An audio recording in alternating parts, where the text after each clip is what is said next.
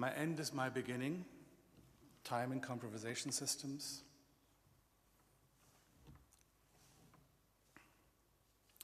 Music has again and again been called the art of time.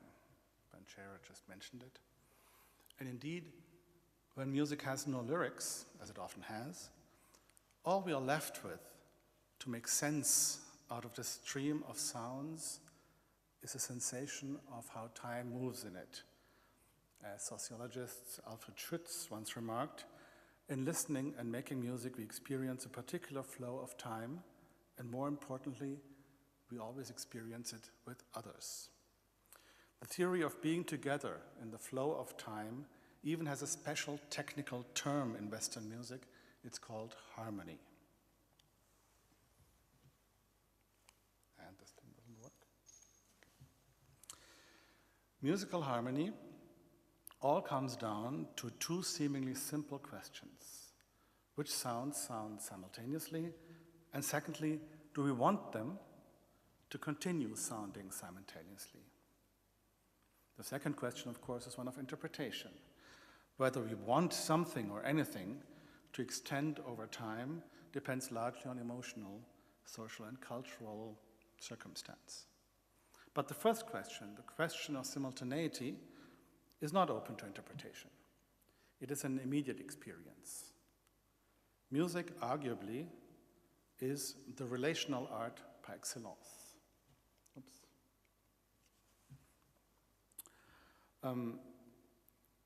It was relational for centuries before this term became all the rage in contemporary art. For when music is framed or understood as art, its only meaning derives from how it evokes and shapes social relations in the flow of time.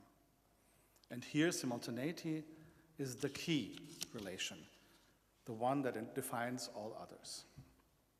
Carl Jung coined the term synchronicity to point out how we as humans tend to give extraordinary importance to simultaneity. Two things happening at the same time seem to be more meaningful to us than if they occurred in sequence. The now of the present mostly passes by unnoticed. But if unlikely things coincide, the moment suddenly becomes meaningful to us. When a foot touches the ball at precisely the right moment, or when two seemingly unrelated sonic sequences or melodies come together in some kind of serendipitous harmony. The now is the moment when the terms harmony and dissonance become relevant. As music listeners and music makers, we are thus experts on simultaneity. We play around with it, around it, through it. But when are we when we make and listen to music? I mean, in which kind of time frame precisely are we when we listen or when we make music? This is a question that musicians, particularly in Europe over the last millennium, have tried to answer in several ways, and that's what I want to talk about tonight. Some of the answers, of course, some of answers to these questions were found by musicians in many other traditions, but this is not a university course. We have 20 minutes, so I'll confine myself to Western European music. Before we go on, I would like to introduce you to a verb that is not often seen, to music, a term introduced into musicology in the 1990s by Christopher Small, means both the act of listening and the act of making music. And it also means everything around these acts, the hall, the financial structure, the public relations, everything that makes music possible. Musicking is thus what we do when we make and listen to music, and the word is an acknowledgement of the fact that making and listening are highly complex activities that cannot be easily separated from each other. So the question now is, when are we musicking? Are we in or are we out of time? To clarify, we are not always in the time that interests us. When we plan, we are not in the time we plan for. When we watch a play or a movie, the time in it is not our real time, It is an intensified, blown-up time that we follow intensely, but actually do not live through. When we remember, we are not in the time that we remember, obviously. And when musicking, now, are we in the time that interests us, or are we outside or inside of it? At first glance, many probably would assume that time in music is very similar to the time in movies or in theater. It is out there on a screen or on a stage, and we must follow it. The fact that today most of the music we encounter indeed comes ready-made out of loudspeakers tends to support such a view. But the matter is not so simple. It's very hard to be simply a dispassionate observer of music. We all know that when we listen intensely, when we observe intensely in the sense, we may actually close our eyes. The music seems to be inside us, not somewhere else. Our entire body becomes a site of musicking. And we also know that if we do not get into it, the most beautiful music can become quite obnoxious. We are either in the now or in the noise.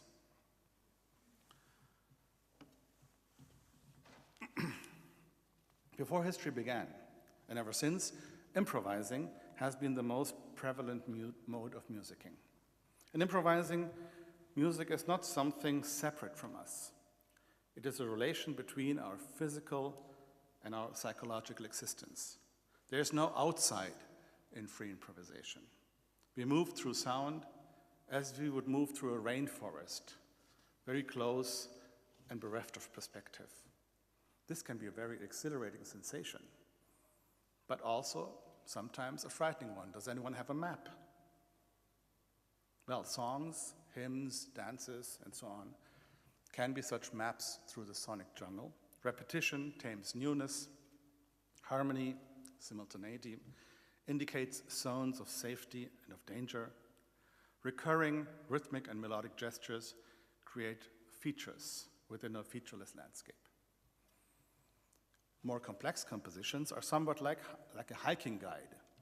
Someone who went before us on this path cleared a way through the sonic jungle and created some sort of human order. Go there, not there, take a break, wait a bit, something beautiful will come in a moment. So dramaturgy is a kind of game that we can only play with a sequence of events we already know.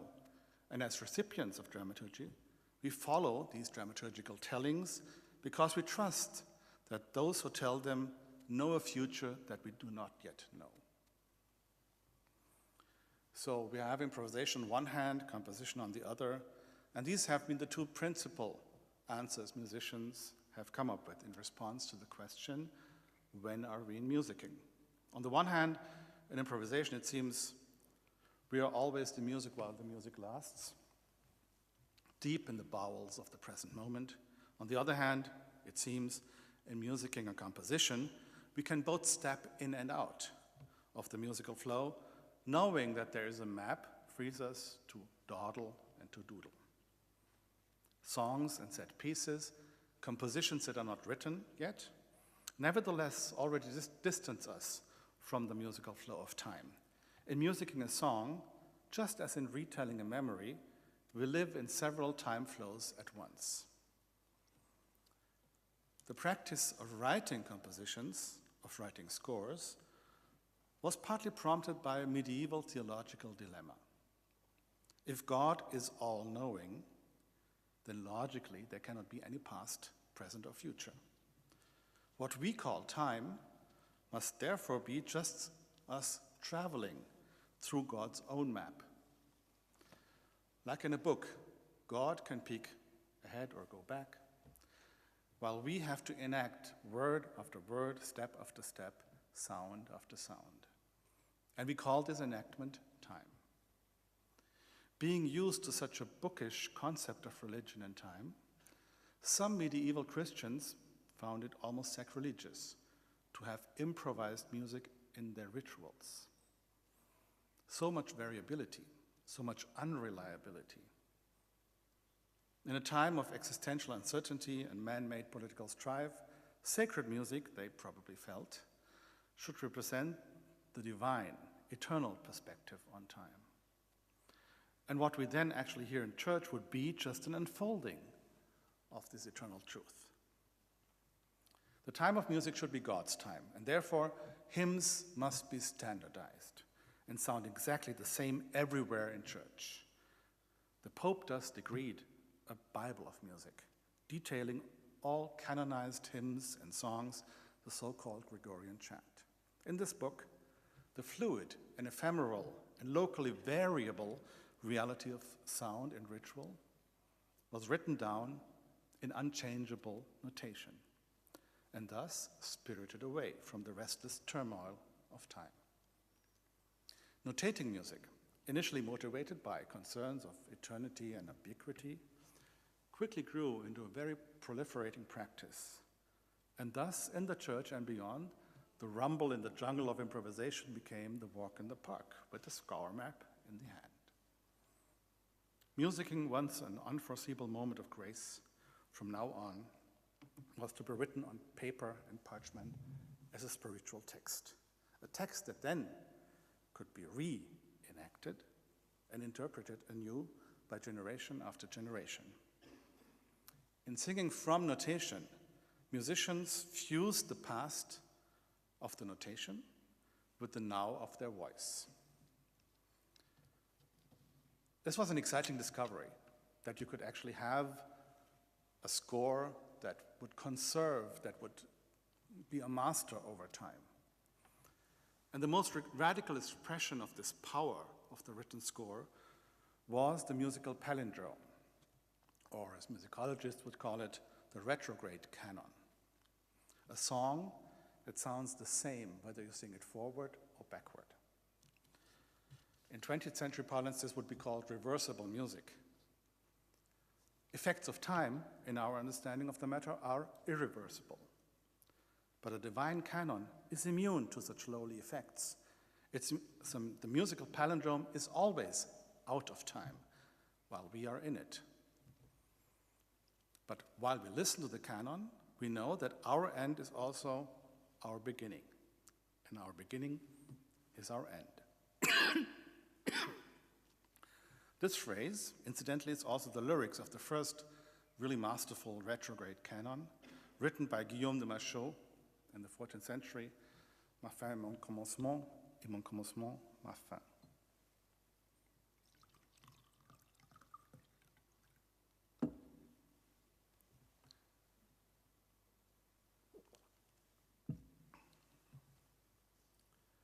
It is clear that improvisation, chained as it is to a seemingly eternal now, cannot turn back time in this way. But on the other hand, improvising is not only an expression of the present moment. The past is essential for improvisation too. It is not all spontaneous combustion, rumble in the jungle, and divine grace. Think of the improviser. How can one at all become a vessel for inspiration? Most religions recognize a need to discipline your body before the spirit can become receptive. Inspired improvised musicking, too, is the outcome of many years of exercises, devotion, and discipline.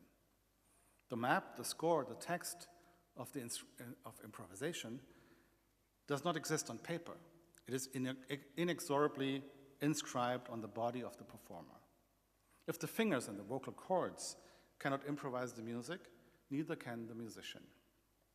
Years of physical training and mental training are channeled into one singular moment of improvisation, and improvisation is really an extremely durational art. The score, on paper, the score inscribed into the body, both are examples of musical time flow outside the now. Intrusions of the past that decisively shape the present. When almost 20 years ago, in the late 1990s, I started to work with computer-aided composition. Until then, I was clearly a score-based composer of operas, orchestra works, string quartets, and the like. When I started to work with computer-aided composition, my principal interest was to bring these two types of scoring music together, body and text, improvisation and composition, in a convolution of past and present. At that time, I was in Paris at the IRCAM Music Research Center, deep down in the underbelly of the Centre Georges Pompidou, working on new softwares for my next opera, where, amongst other things, I wanted a violin to sing with the inhuman voice and the spatial ubiquitousness of a goddess. The storyline of that opera centered on the life and work of early 20th century mathematical genius Srinivasan Ramanujan.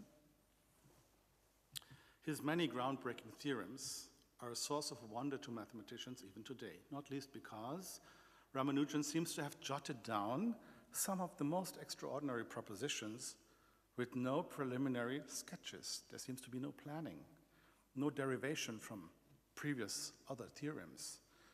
The way they're written down in his notebooks looks and feels as if these profound statements had been improvised. Ramanujan himself saw nothing mysterious here. He claimed that they had been inspired, whispered into his ear, by a local mountain goddess from the small South Indian village that he had grown up in. This was the goddess whose operatic voice I was trying to entrust to live software synthesis. And it was quite clear, conceptually at least to me, that the music this goddess would sing could not be human music, humanly composed. It had to be improvised, but in a clearly non-human way. In 1996, no software could do that without sounding terribly mechanical. Hence, I did what one must sometimes do in the arts of the stage. I faked it. I composed melodies for the computer voice that, for all theatrical purposes, behaved and sounded just like such a divine improvisation. At this point, scratching my head in conceptual despair, I began to wonder whether the age-old separation between improvisation and composition actually was a thing. Is actual musicking really separated into different streams, or was this improvisation versus composition dichotomy just an artifact produced and cemented by the inadequate technologies at our disposal? Does not the idea of fixing an incessant flow of sounds permanently onto paper really seem like a weird technological mismatch? And is preparing mind and body for many years really the optimal technique to create spontaneity? In parallel with many composers at the time, I asked myself if the advent of the computer could not be a real game changer here. Did it not offer a realistic potential for a truly new way of musicking, somewhere midway between these two extremes, the two poles of improvisation and composition? What, for example, if the interactive, fluid potential of writing on a computer screen could be harnessed to generate notations in real time? This would enable scores that react to the music just as another improviser would. And what if one could actively and analytically access all the improvised performances one has ever played? If you could use the memory of the computer to create a kind of archival body, an archival score, an out-of-body memory that could instantly recognize the traces of past musical phrases in the present moment of improvisation and make such simultaneities and synchronicities audible to us long after the performer himself had forgotten. This would enable improvisations to become cross-referenced musical texts that could be understood, reflected upon, and reframed just as it happens in the act of composing. A new convergence of music and attitudes seemed in the air, and I called this new approach compromisation, obviously, compromisation. Almost 20 years onwards now, the compromisation system called Native Alien, the music that you're hearing tonight, was developed in my own research lab and Matcha lab at Concordia University. It is my personal response to some of the question. Of course, while you do it, other questions arise, and so it also addresses many other questions that I had no idea about at that time. In Native Alien, a musician starts playing a melody selected from a database of seed melodies.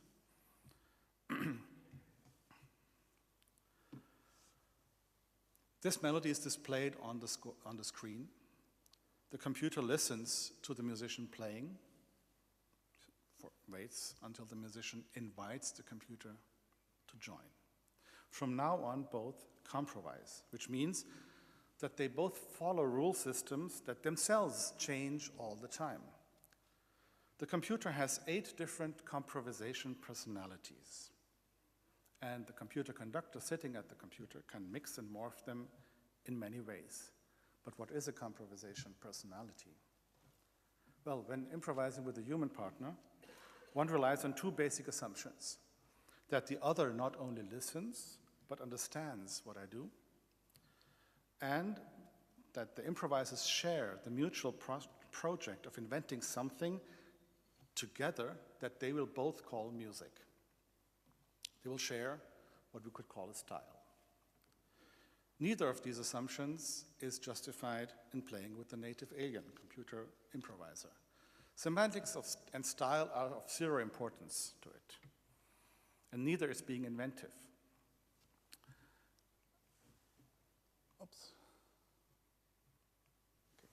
Neither is being inventive. Conceptual poet Kenneth Goldsmith would probably recognize what the native alien software does as the artistic practice of uncreative musicking. It is music culled, rearranged, collaged from the data stream the musician has played. But there are, of course, many ways of being uncreative. The 8 personalities of the computer range from terror to humor, from disgust to admiration, from attraction to empathy, from inner peace to aggression. These are all shorthand labels for different ways and systems behaviors by which the computer rearranges the score and the sound the musician has played. And in this process, the computer challenges rather than supports the musician. What comes out of the computer is therefore a heavily distorted image of the immediate past, reassembled into a deeply emotional counter music that intrudes onto the present moment of improvisation. Improvisations between humans normally aim to create a sense of being together in a mutually reinforcing sense of now. The musicers in native alien, human and computer, however, intertwine in a deeply conflictual present, one in which the musician can never plan ahead or even be assured of the common moment of now, because the computer constantly brings up powerful specters of the past.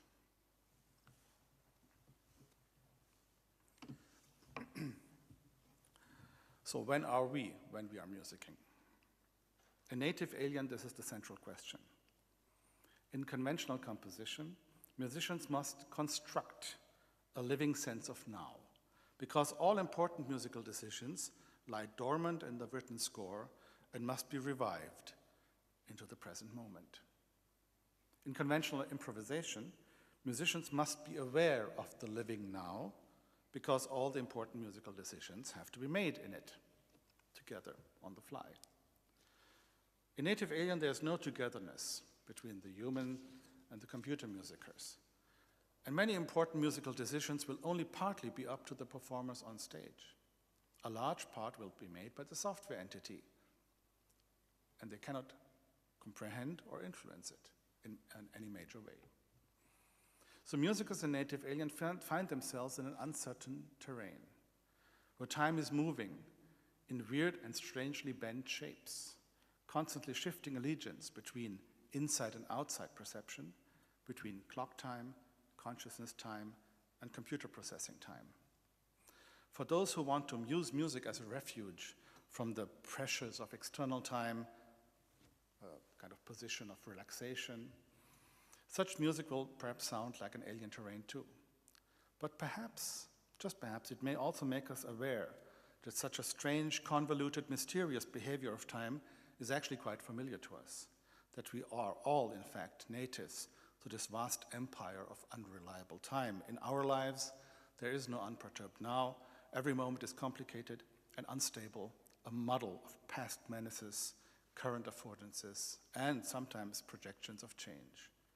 Native Alien is an experiment in musicking that can let us as listeners experience the valiant exploits of a crew of musicians navigating some of the unreliable empire's more unstable regions.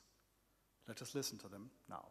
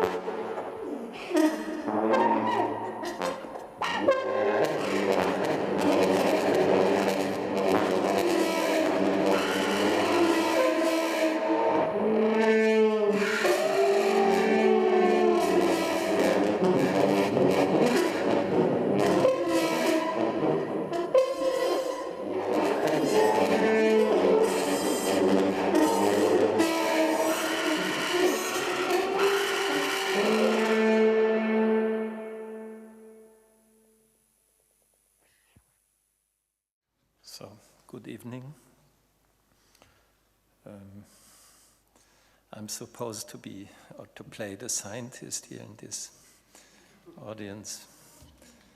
And it's always a bit complicated if one has to speak to an audience which one cannot see, because the light goes in the different direction. So you can see me, but I can't see you. Time is the overarching, of course, overarching topic of this conference. And what I would like to do in the next 15 minutes or so is to talk a little bit about aspects of time in the sciences, and to be more precise about time in scientific research. So possibly a little bit in contrast to the previous speaker, I will be less concerned with the experience of time of an individual or of a collective, but more with time and shapes of time as they show themselves in the contraptions of experimental practice. Of course, in the music that we have just been listening to, there seems to be an element of this as well, because you have the player, and the player is somehow taken up by an external element, which is the computer, which follows its own rules. He plays a reaction back to the player, and the player has again to react to this reaction. So there is a kind of interactive procedure here, where the outside actually also plays a role. So I didn't mean that we would have only been concerned with the subjective or the experience of time in this. There is this outside as well. But I think I will divide my remarks in two parts and distinguish two dimensions of time in the research, in the scientific research process, and both of them, it appears to me at least, seem to be essential. In the first case, what is at stake are what could be called the intrinsic shapes and time forms of experimentation. And if you have a closer look at that, it breaks down actually to basically two possibilities in experimentation. There are basically two options. On the one hand, you can try to accelerate things so that events happen that would not happen without acceleration, or that at least would not become visible without acceleration. We have, of course, an institution that almost everybody knows who is playing on this game with great virtuosity, and that is the CERN in Geneva, where particle physicists were the center of this huge experiment that is also wired into the ground, is a particle accelerator. So the name says it all. All the events that are the experimental events that are created there are based on acceleration processes. Now, on the other hand, what also plays a decisive role, and what in particular in the life sciences plays a decisive role, is retardation. Down to a complete arrest.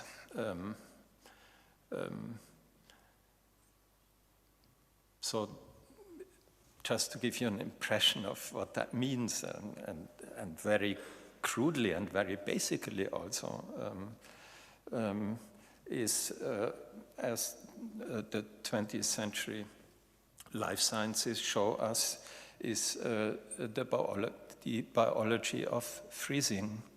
Freezing means playing down processes, retard processes, bring biological processes to a halt.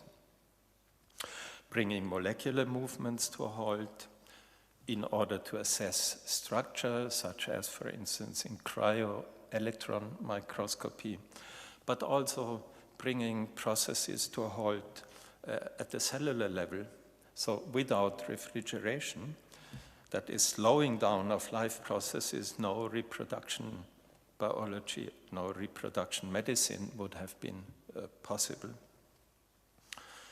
So all the options that have been opened by this métier relies, so to speak, on the freezer.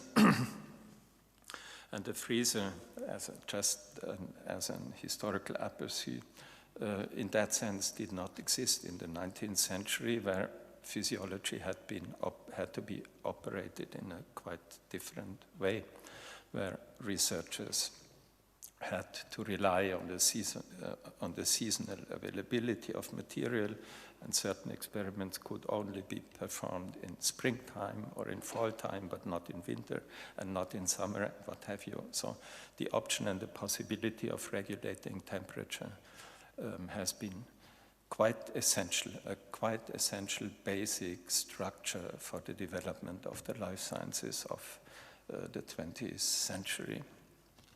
That's usually, one doesn't see that, but one should see it. Now, the second thing I would like to talk about is what is at stake is the temporal regime of the research process itself. In a time in which in the realm of science, too, as in other realms of our life, there is more and more talk about deliverables. So what has to come out within a particular time frame. The question of what I would like to call the Eigenzeitlichkeit, and with reference to what we heard yesterday from Helga Novotny and her revisiting her 1989 book on Eigenzeit, the Eigenzeitlichkeit of processes in which the creation of new knowledge, that is of knowledge actually that cannot be anticipated, acquires particular urgency, I think. Now, the experiment is a search engine, as it were, but with a very curious temporal structure. It produces things about which one can only say afterwards that one should have been searching for them. In this respect, I think the 19th century, one of the greatest scientists, if you ask me, of the 19th century, Claude Bernard, was completely right when he once categorically stated, knowledge is always something a posteriori.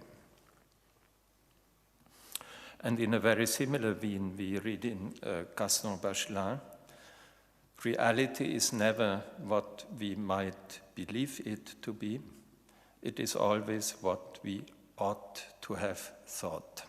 Empirical thought is clear only in retrospect when the apparatus of reason has been developed.